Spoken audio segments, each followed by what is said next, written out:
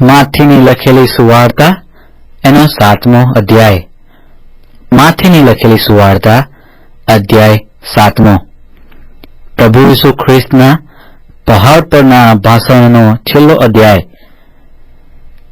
તમે કોઈને દોષિત ન ઠરાવો એ માટે કે તમને કોઈ દોષિત ન ઠરાવે, કેમ કે જેમ તમે બીજાને દોષિત ઠરાવશો તેમ તેઓ તમને પણ દોષિત ઠરાવશે, અને જે માપથી તમે માપી આપો છો તેથી જ તમને માપી અપાશે. અને તું તારી આંખોમાંનો ભારોટીયો ધ્યાનમાં ન લાવતા તારા ભાઈની આંખમાંનું તણખલું શા માટે જુએ છે? અથવા તું તારા ભાઈને કેમ કહેશે કે તારી આંખમાંથી તણખલું મને કાઢવા દે? પણ જો તારી પોતાની જ આંખમાં તો ભારોટીયો છે.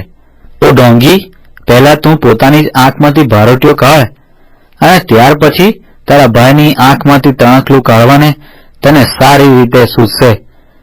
જે પવિત્ર છે તે કૂતરાઓની આગળ ન નાખો, ને તમારા મોતી ભૂંડોની આગળ ન ફેંકો. રખે ને તેઓ તે પોતાના પગ નીચે છૂંદે ને તમને ફાડી નાખે.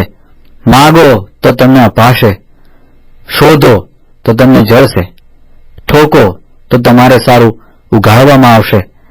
કેમ કે જે હરેક માંગે છે તે પામે છે, ને જે શોધે છે તેને જળે છે, ને જે ઠોકે છે તેને સારું ઉઘાડવામાં આવશે. તમારામાં એવું કયું માણસ છે કે જો તેનો દીકરો તેની પાસે રોટલી માંગે તો તે તેને પથ્થર આપશે? અથવા જો માટલું માંગે તો તેને સાપ આપશે?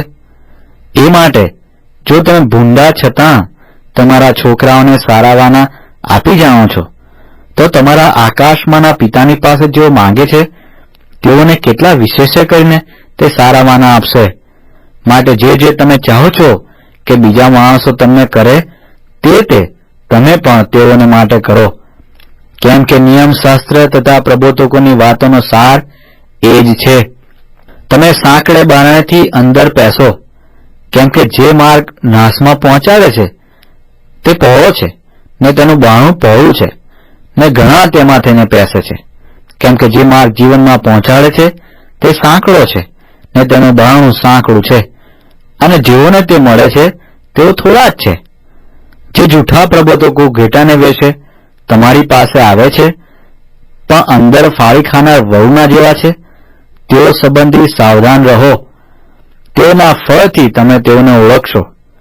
શું લોકો કાંટાના ઝાડ પરથી દ્રાક્ષા અથવા ઊંટકંટારી પરથી અંજીર તોડે છે?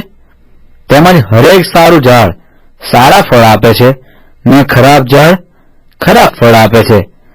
સારું ઝાડ ખરાબ ફળ આપી શકતું નથી, ને ખરાબ ઝાડ સારા ફળ આપી શકતું નથી.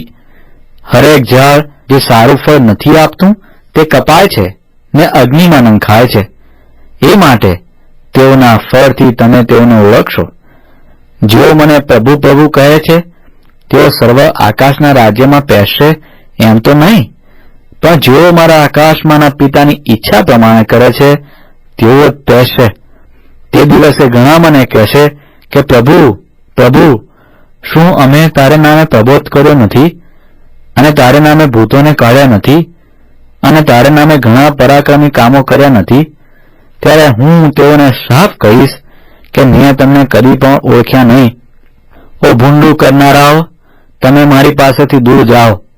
એ માટે જે કોઈ મારી આ વાતો સાંભળે છે ને પાળે છે તેને એક ડાયા માણસની ઉપમા આપવામાં આવશે કે જેણે પોતાનું ઘર ખડક પર બાંધ્યું, અને વરસાદ વરસ્યો, ને રેલ આવી, ને વાવાઝોડા થયા, ને તે ઘર પર સપાટા લાગ્યા, પણ તેનો પાયો ખડક પર નાખેલો હતો, માટે તે પડ્યું નહીં. અને જે કોઈ મારી આ વાતો સાંભળે છે ને પાળતો નથી તેને એક મૂર્ખ માણસની ઉપમા આપવામાં આવશે કે જેણે પોતાનું ઘર રેતી પર બાંધ્યું, અને વરસાદ વરસ્યો, ને રેલ આવી, ને વાવાઝોડા થયા, ને તે ઘર પર સપાટા લાગ્યા, ને તે પડી ગયું, અને તેનો નાશ મોટો થયો.